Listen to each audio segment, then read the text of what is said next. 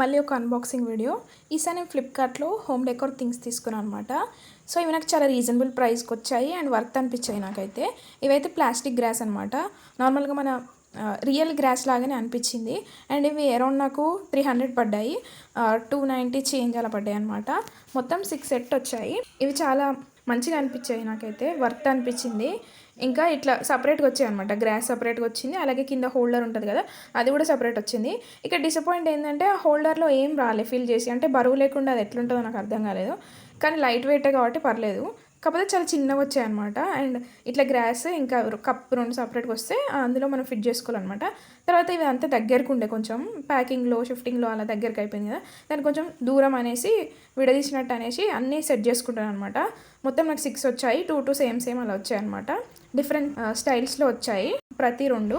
నాకైతే చాలా రీజనబుల్ అనిపించాయి. లింక్ కావాలంటే కామెంట్ చేయండి. మీకు ఇవి ఎలా అనిపించాయో కామెంట్ చేయండి. మీకు ఈ వీడియో నచ్చితే తప్పకుండా లైక్ చేయండి, షేర్ చేయండి, సబ్స్క్రైబ్ చేయండి.